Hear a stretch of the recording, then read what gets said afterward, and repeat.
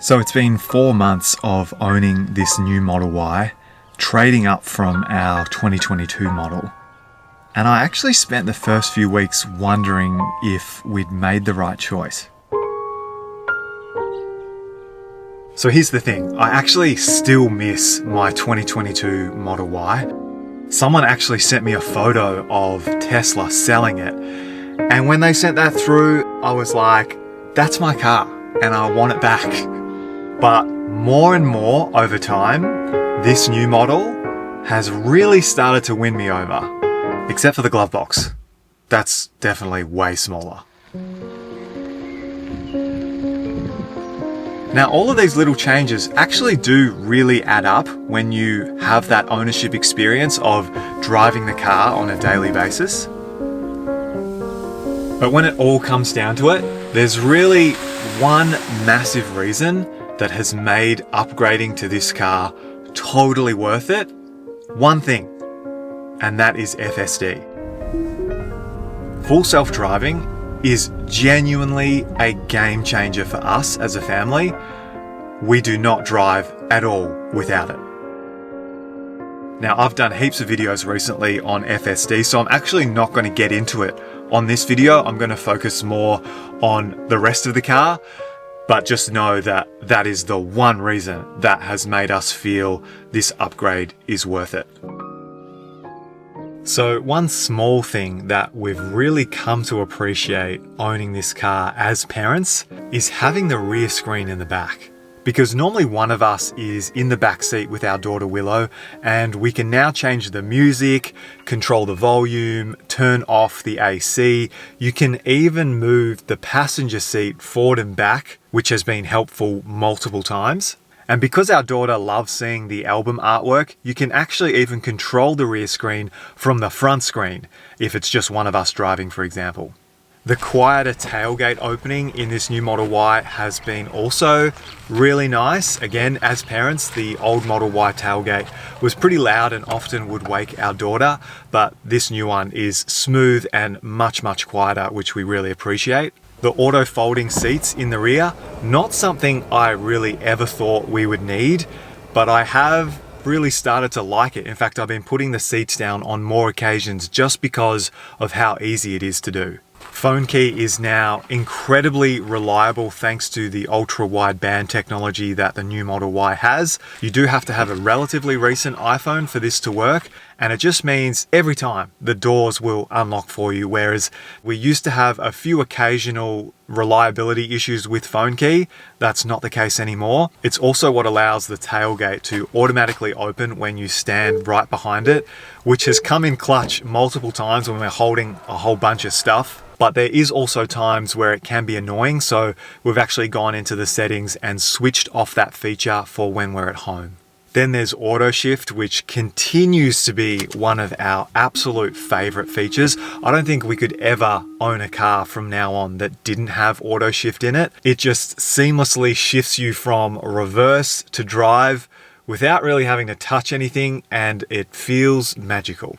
And on those occasions where you do have to manually swipe the screen for drive and reverse, it's definitely not as fast as having a dedicated stalk like we did in our old Model Y, but actually it's really satisfying doing it on the screen, and it feels incredibly modern and simple. So obviously this time around we went for the black interior.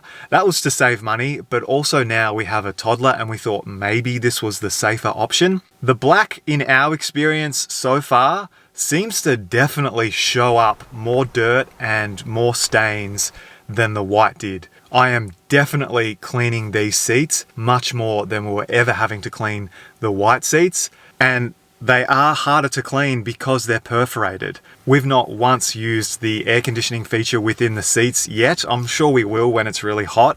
I just really loved the simple design of our old Model Y seats. If there was a way that I could put those seats in this car, I definitely would, but these do look pretty nice and premium. One thing I've been missing big time is the ability to summon the car, just the basic summon back and forwards, because when you are parents, that's a really useful thing. When you're in a tight parking spot, You can just bring the car forward or back. And I just found, even with filming a lot, that was really helpful. At this stage, the new Model Y hasn't had that feature unlocked, but the older Model Ys still all have Summon. So yeah, that's definitely something we're missing out on. And I did have to go out and buy all new accessories for this car. All of my old ones didn't fit anywhere, which goes to prove that they really did change everything. The sunshade I had to replace. I've now got the Tesla one from their website. It seems to be the best one that I could find on the market right now, given that this is still a pretty new car. Our center console trays didn't fit. We ordered the Tesla ones and I really wasn't that happy with them, so I returned them. And we went on everyone's recommendation to try Halo Black, which we had used in the past, and these are phenomenal. I absolutely love the design. So yeah, already really happy with this setup for the center trays. When it comes to charging this car, we're mostly still just using the Tesla wall connector. But when we've been traveling, we have started to use the DE portable charger. And this is something that is about half the price of the Tesla one. This is a new model, so it's got an updated design and you can adjust the amps and delay the time of charge on the unit itself. Quality is awesome for the price. I would easily recommend it to everyone. If you've got a 15 amp socket, then definitely this is worth going for. But if you've just got a standard outlet, it has an adapter that comes with it anyway. And it does also come with a wall bracket to easily mount it. And you can slide the unit in and out, which I think is really smart. The only thing you miss out on is the auto release button that the Tesla cable has. However, Tesla have pushed a new software update that's great for third-party chargers like this, where you just pull on the rear door handle for 3 seconds and it will unlock the charge port. So we have been using that feature every time when using this charger. So I'll leave a link to that one below, as well as everything that I've mentioned here. Another tip for new owners that took me a few weeks to learn is when you're putting the car into park, I always wondered why sometimes I had to hold it down and other times I was able to just tap it once. It turns out it's just whether your foot is on the brake or not. And also, as you've probably learnt pretty quickly, you can just take your seatbelt off and the car will automatically go into park as well. So the way that Tesla have used software to exit and enter the car at this point is like perfection. It's so simple. The only conventional thing you need to really do is put your seatbelt on. Everything else is so seamless. Something I did want to mention is I was critical at the beginning of the single press for activating autopilot or FSD. I have come around to really appreciate that, mostly because once you experience FSD, you really understand why Tesla are pushing for this option. Obviously, if you didn't have FSD, it would be nice for the car to revert back to cruise control, which is what I had been critical of. But when you have FSD, there's no way that you would be double clicking for anything else. It's just 95% of the time, FSD is what you're turning on. So I totally get Tesla's thinking here. And last but not least is the ride comfort and suspension in this car. I've spoken about it before.